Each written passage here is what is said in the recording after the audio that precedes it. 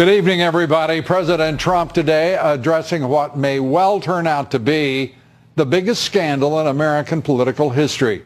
Shocking new allegations implicating the Obama administration and the Clintons in a multi-million-dollar racketeering scheme that involved the Russian purchase of Uranium-1, a deal that gave Moscow control of a fifth of America's uranium. Uranium is a big subject. If the mainstream media would cover the uranium scandal and that Russia has 20% of our uranium for whatever reason, and a lot of people understand what those reasons may be, I think that's your Russia story. That's your real Russia story, not a story where they talk about collusion and there was none. It was a hoax. We've learned that President Obama's Justice Department actually blocked an FBI informant from testifying before Congress about Russian racketeering and bribery. That denial of congressional access to the informant by the Obama Justice Department is in itself illegal and unconstitutional. The unidentified American businessman turned informant is said to have direct knowledge about how the Russian nuclear industry sought to pay off Bill and Hillary Clinton.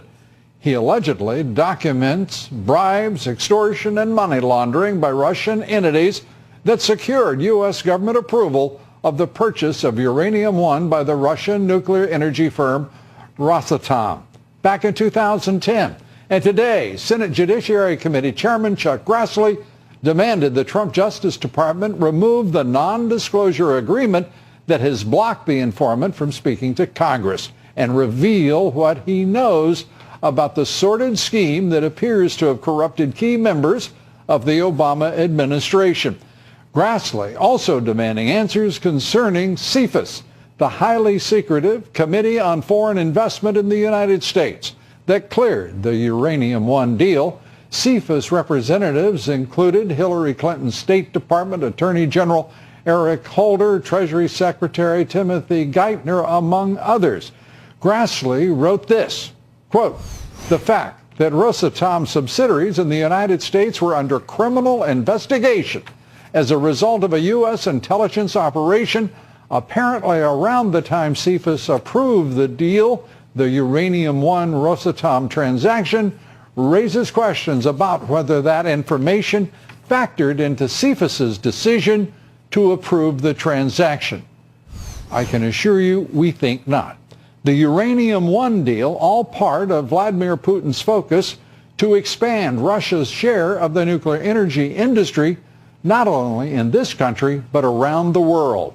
Today, Russia owns 60% of the global market in nuclear power plants, and the United States must now import 90% of its nuclear fuel. How could such a deal have ever been approved? Joining us tonight, Fox News legal analyst Greg Jarrett. Greg, great to have you here.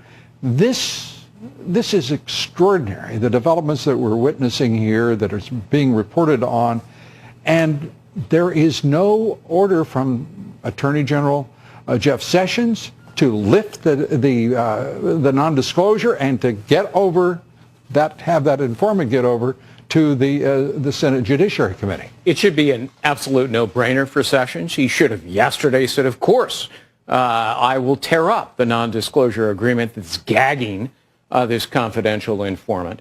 But as I've written before, Sessions should resign because he's in way over his head, and he's being manipulated by a lot of people in the Department of Justice who are either holdovers from the Obama administration or should never have been at DOJ to begin with, Rod Rosenstein in particular. Rod Rosenstein, his name amongst those that have been revealed in the reporting on the deal itself, the right. bribery and racketeering charges that this informant made possible. How is it that Rosenstein and James Comey and the list goes on, right, are in a position, and Robert Mueller, importantly, the special counsel, they have been in absolute conflict it seems, throughout. It appears that Mueller, Rosenstein, and Comey, who were all in on this FBI probe and all of the evidence that was gathered, covered it up. And they hid it from Congress. They had a legal duty to tell Congress. If they had told Congress, Congress would have surely stopped the sale of uranium to the Russians. There's one other name that should be added to this that I discovered by reading through the published documents of the indictment and affidavits. Andrew Weissman signed off on it. Guess where he is now? He's on Robert Mueller's special counsel team investigating Trump-Russian collusion when, in fact, it appears he, along with the others, were covering up Hillary-Russia collusion. And with all of this in front of Congress now, there is, I would guess, 100% awareness amongst Congress, the Senate, of what we're reporting and discussing tonight. Right. How can there be any hesitation? Stop the nonsense, have the judiciary committees, the intelligence committees of both houses turn to this issue and get to work, because Clinton corruption is not the figment of a political presidential campaign's imagination. This is reality staring the entire country in the face, corruption that is beyond any expectation. Well, now it's clear that Jeff Sessions needs to get off his duff and appoint a second special counsel to investigate Hillary Clinton over this whole Uranium One deal and the use of her foundation and the funneling by Russia allegedly of $145 million in money to the wallet of Bill Clinton. The key here is the confidential informant. You can't hide that confidential informant from Congress, so says the United States Supreme Court. In a 1927 decision, it said the Congress has absolute unfettered right to interview anybody and oversee the Department of Justice. So they cannot hide this confidential informant. Well, obviously, Rod Rosenstein, who is the Deputy Attorney General, Jeff Sessions, as a result, are saying they're not going to lift it to this point. Why? What can the president do? Can he directly say to Attorney General Jeff Sessions, I don't care what your problem is. I don't care whether you're ill. I don't care whether you are reluctant or have become an ideological, mutation here. Right. We want you to lift that non-disclosure, and in the right of the public to know what's going on here is just being obliterated. If I were the president, I wouldn't do it myself. I'd have my White House counsel contact Attorney General Jeff Sessions and say, look, Mr. Attorney General, here's the Supreme Court decision that says you can't block this confidential informant from talking to Congress. And, if Jeff Sessions can read and comprehend simultaneously, he'll immediately tear up the gag order. And we just await the next development, because surely there will be. I think that the president may have been successful in persuading the mainstream, the national left-wing nut media, if you will, to have actually taken a peek at the story and the facts. They're not reporting it. No, they haven't to this point. It's amazing, because think of this historically. If you thought the cover-up by Nixon of Watergate, just covering up a third-rate burglary, was a big deal, this is covering up Russian taking over control illegally of U.S. uranium assets. Think about what it means for CFIUS, though. The membership of that, including members of the National Security Council, the Homeland Security Council, the Secretaries of State and Treasury, and it goes on. They approved a sale of assets to Uranium One that has resulted in the United States now importing 90% of its uranium for the 99 reactors that we have in this country online. The people who, insane. in the Obama administration, who thought this was a good idea are deaf, dumb, and blind. Or crooked. And I'm voting crooked. You're right about that. Greg, thanks so much. Appreciate it. Good to have you here. Well, obviously, we live in a society now where Judicial Watch has to wait 15 months to force the Department of Justice to reveal it has documents on Attorney General Loretta Lynch's secret meeting with former President Bill Clinton.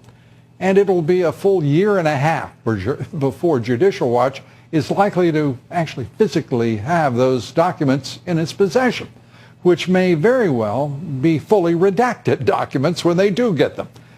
This is becoming a pattern, and it is becoming a suffocating pattern at that. The suppression of documents of obvious criminal conduct is all too corrosive to the very idea of this great nation. And now, more than a half century after the assassination of JFK, the National Archives still controlling and keeping secret documents that have been kept secret over that half century. President Trump will decide before October 26, a week from now, whether the documents will stay secret and deny the public's right to know, or piece by piece reveal them. Piece by piece, if those documents remain hidden from the public, we'll become less American. The stakes are getting ever higher for all of us who want this great republic not only to survive, but to prosper. And that is one of the most important issues of our time, the public's right to know. And we know far too little. We're coming right back with much more. Stay with us. A powerful moment at the White House press briefing today.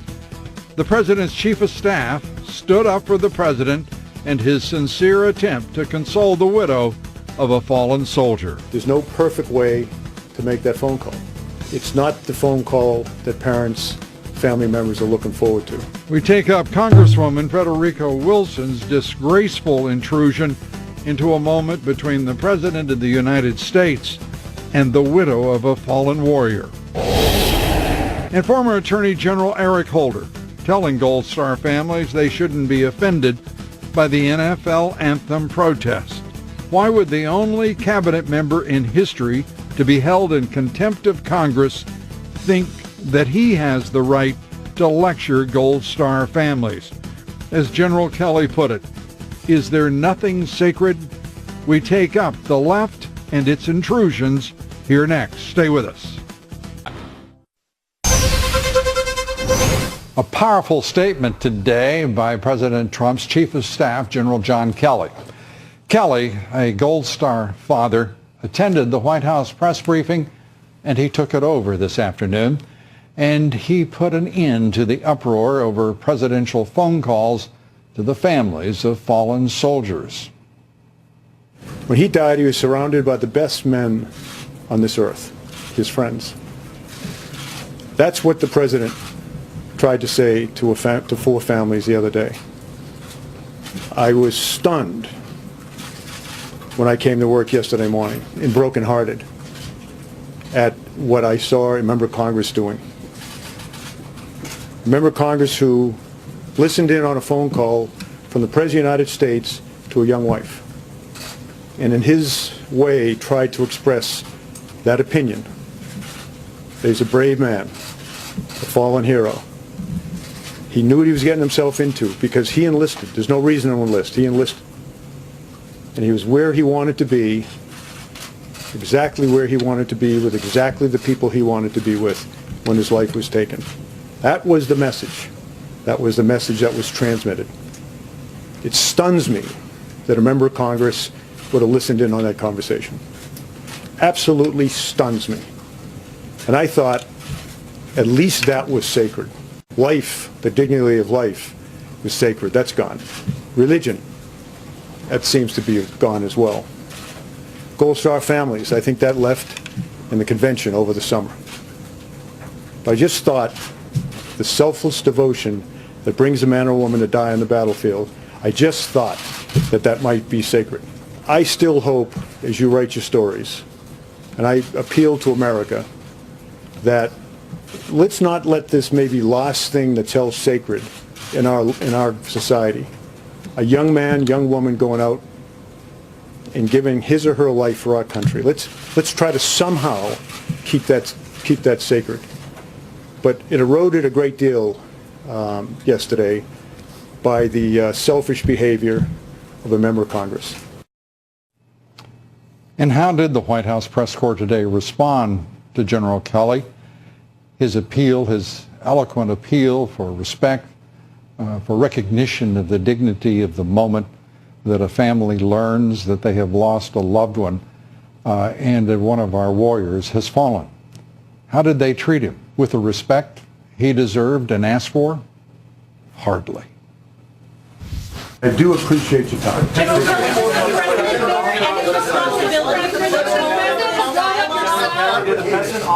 Did the President authorize the mission, General Kelly? Joining us now, highly respected American military and intelligence analyst, former strategist, deputy assistant to President Trump, now chief strategist for the Make America Great Again coalition, Dr. Sebastian Gorka. Sebastian, great to have you with us. A remarkable moment in the White House press briefing, and as you listen to the baying of the White House press corps, it seems the lesson wasn't learned or taken even in the slightest.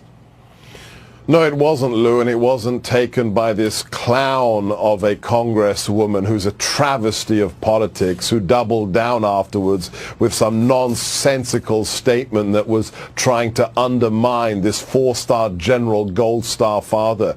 Lou, I was going to write a piece on this today. I didn't have to because of this incredible press conference, because I didn't listen in on that call as the congresswoman did, but I know exactly what the president said, because I've heard him say it a dozen times. I've heard him say it to 18 Green Berets that I personally brought into the Oval Office to meet the Commander-in-Chief. And he always says the same thing. Your commitment to this nation, your decision to put on the cloth of the Republic is all the more amazing and to be recognized because you do so willingly. You made this choice. You're not a hero by accident or by circumstance. You signed up to be a soldier, a Marine, an airman, a Coast Guard. That's what the president said. I dearly hope the general put this to rest today, but knowing what the press has done to this president in the last 8 months, I don't know, Lou. Yeah, it was an eloquent and entirely compelling statement about the dignity of that should be reserved for our military, for their families. It's astonishing to think it could possibly be otherwise. Hopefully he has changed a few minds and more than a few hearts. Let's turn to the Russian cover-up. It is more the Obama cover-up of what looks to be a scandal of immense proportions, in which an FBI informant has been gagged by the Justice Department for more than 4 years now, and we have not seen the Attorney General Jeff Sessions and the Trump Justice Department lift that gag order so the Judiciary Committee can hear what he has to say.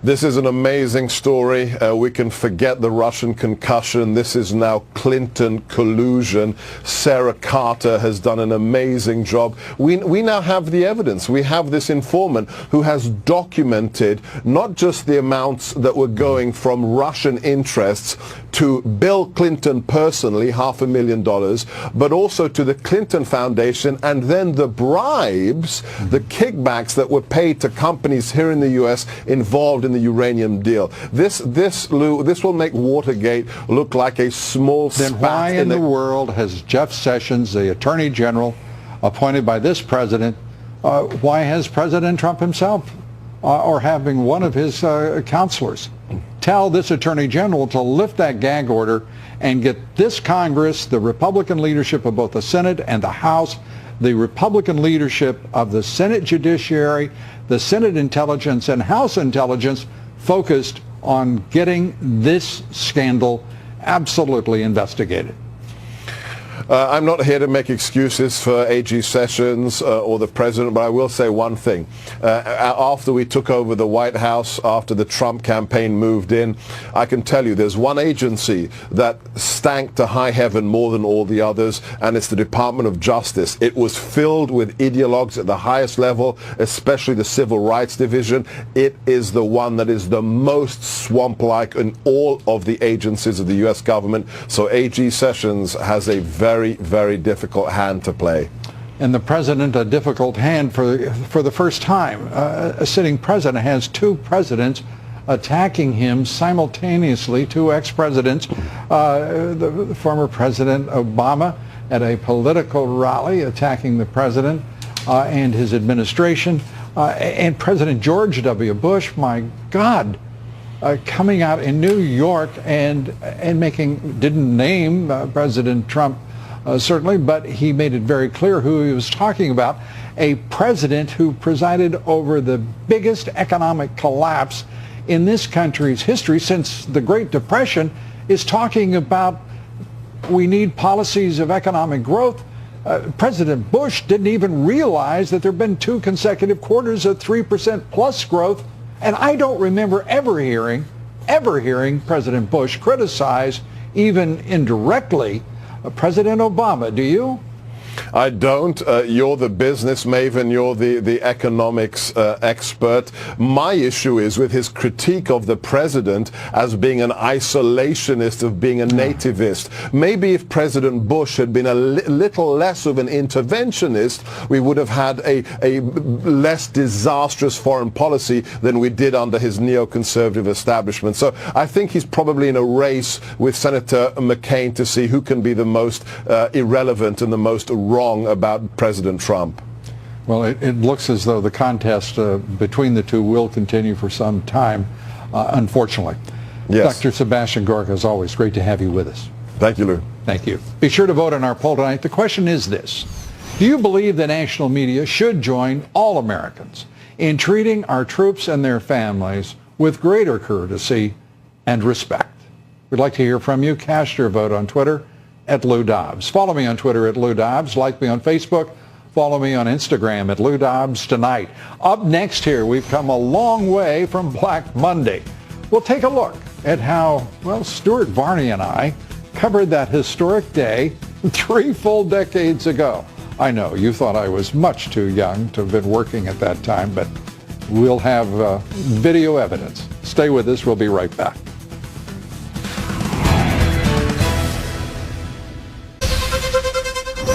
"30 years today since Black Monday, the worst day ever for the stock market." I joined my good friend Stuart Varney earlier today to talk about what it was like to be there and to witness the utter chaos of the markets that day. 30 years ago today, October 19th, 1987, I was covering the stock market chronic fall. That's me on the left, in case you don't recognize me. The man on the left is Lou Dobbs, and he was the man who first called it correctly a crash. It was only Lou Dobbs that did that, and he was the only one in a position to do it, and he was absolutely right. And Lou Dobbs is with us now. There he is. He doesn't look different at all. Ta-da! It's true, though. You were the one who said this is a crash, and we had to be very careful about the language we used. You didn't want to talk this thing down. You called it a crash. You were right. Well, we were right, and it's very kind of you to say that. But I mean, the reality is, there was so much pressure not to call it a crash, even though the indexes had blown through 10%, which is the classic definition. Right. And we knew something was going on beginning of the 12th. What many people don't realize is that on the show, the evening show, a week earlier, Elaine Garzarelli, Shearson Lehman, you remember this? Yes, I do. She actually called a crash. Yeah. And I mean, it was an extraordinary call by any analyst, and she was a quantitative analyst, did a brilliant job. You had members of the Federal Reserve Board and central bankers overseas calling you And CEOs. And CEOs. What's going on, Lou? They were asking you. It is really a remarkable moment in history. Yes. Because we didn't have the internet, obviously. We didn't have the level of communications. CNN was the only globally distributed network. Yeah. And so we've got the folks calling in who normally we would be calling to say, what in the hell is going on? Well, we covered Black Monday. The show that I anchored at the time was called Moneyline. We continue that tradition to this very day with the Moneyline segment of Lou Dobbs Tonight. And by the way, I want to point out that my colleague Stuart Varney, Neil Cavuto, who will show you some embarrassingly aged pictures of him too tonight. The Dow today up 5 points, the S&P up just a fraction. Do we have Moneyline anywhere in the branding there? I just said that we brand this segment. It's in the bug, I'm told. I can't read the bug, so there you are. Both closing at new records. That's the bottom line headline in the money line.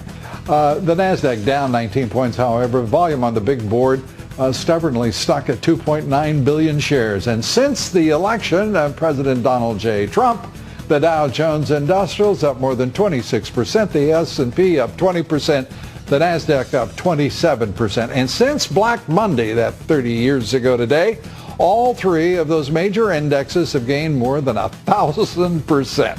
Moral of the story, don't short President Trump and don't short this great American economy.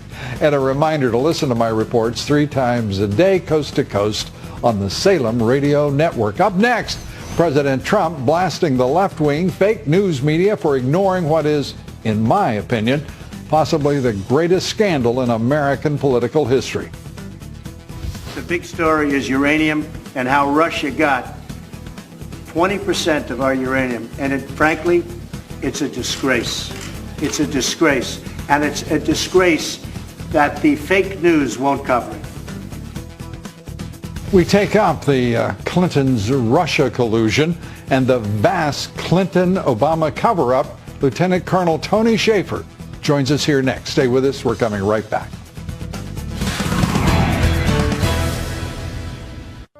Joining us tonight, former Lieutenant Colonel Tony Shaffer, now Senior Fellow at the London Center for Policy Research.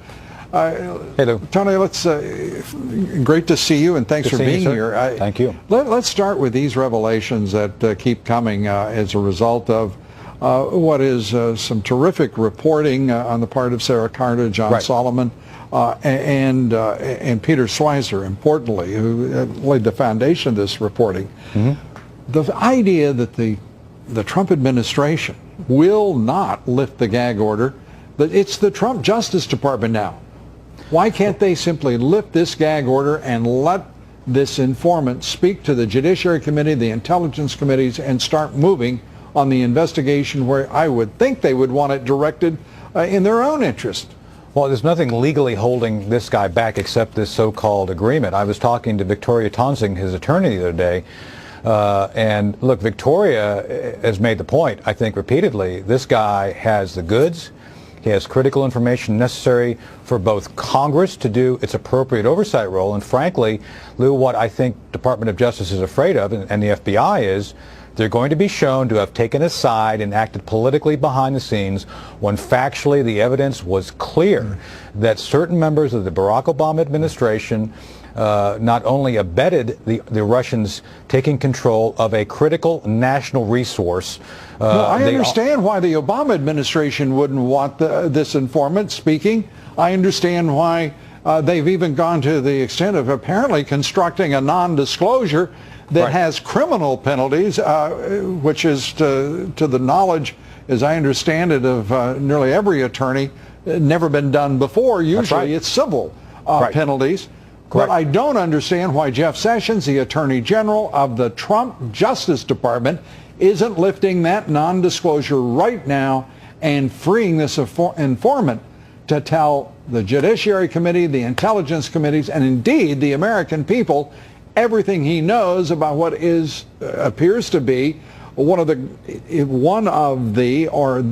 most extraordinary cover-ups in this country's history.